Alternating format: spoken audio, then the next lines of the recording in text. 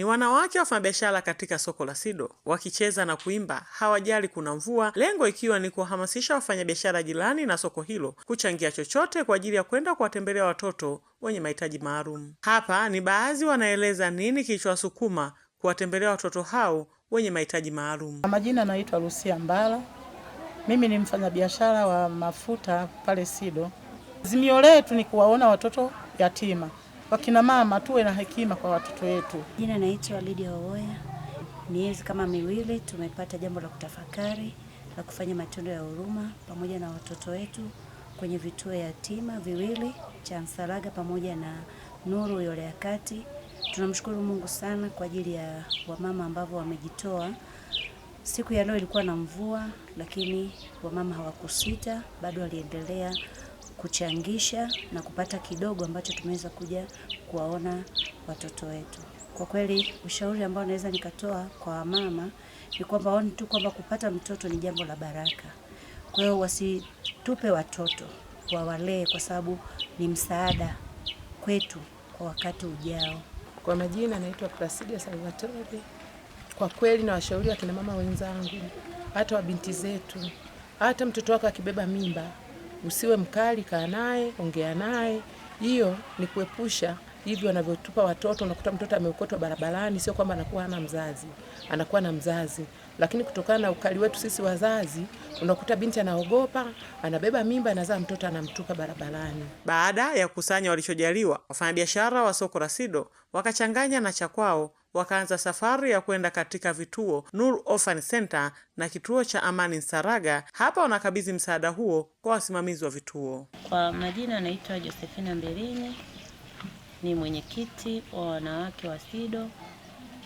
Tumekuja mahali hapa kuwaona watoto yatima katika kusherehekea sikukuu hii ya wanawake duniani. Katika kusherehekea sikukuu hii ya watoto duniani, kama wanawake wa Sido, tukaona si vema kusherehekea peke yetu, tukaona tuwakumbuke watu wenye mahitaji. Na sisi tukaona ni vyema tuje kwenye kituo hiki cha watoto yatima, ndio maana tumefika mahali hapa. Tumekuja na vitu mbalimbali ambayo wafanyabiashara wa Sido wamezitoa kama wanawake. Tulikuja na fedha, tumenunua vitu ambayo imegharimu kama 1,500,000. Kwa hiyo tumekuja tumenunua vitu mbalimbali, tumekuja navyo mahali hapa.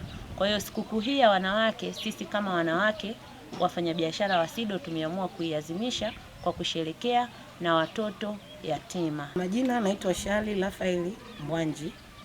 Sisi kama wafanyabiashara kutoka Sido tuliona tuungamane pamoja na kuwaona watu wenye uhitaji.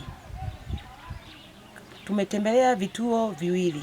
Tukaanzia Msalaga, tumekuja kumalizia katika kituo hichi cha watoto yatima cha Nuru. Nahamasisha kwa wanawake wenzangu ambao wanasherehekea siku ya mwanamke duniani, wanapokuwa wanasherehekea, wasisherehekee wao kama wao. Nyuma yetu huku kuna watu wanakuwa wana uhitaji.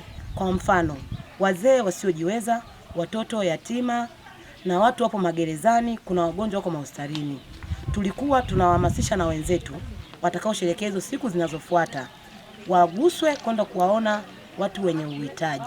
Baada ya kupokea msaada huo kwa niaba ya vituo, walezi na wasimamizi wa vituo hivyo wanashukuru kwa msaada huo. Majina naitwa Rose Wilfred Kawiche, ni mama mlezi katika kituo cha Nuru Orphanage Center, ni kituo cha kulelea watoto wanaoishi katika mazingira magumu.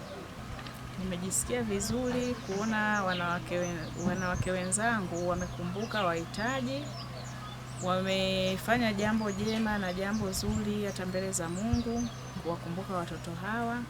Tunawashukuru sana wanawake wa Sido kwa upendo wao na kwa moyo wao. Mshauri wangu kwa jamii sana na hasa wanawake wenzangu, kitendo cha kutupa watoto sio kitendo kizuri kiubinadamu.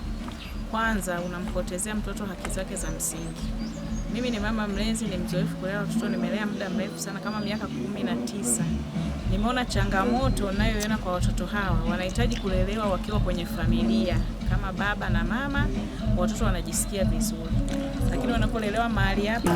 Jina langu naitwa Bahati Mshani Pangani, ni mchungaji wa kanisa la Moravian. Tuna watoto 63 eneo hili la Uyole. tunaowahudumia. Wapo wa shule ya msingi, sekondari na vyuo vikuu. Tunawashukuru wakina mama ambao leo kama siku ya mwanamke wamekumbuka kuja kuwaona watoto. Tunashukuru kwa moyo wa kujali na moyo wa kupenda. Asante kwa ajili ya zawadi mbalimbali ambazo mmezileta kwa watoto hawa.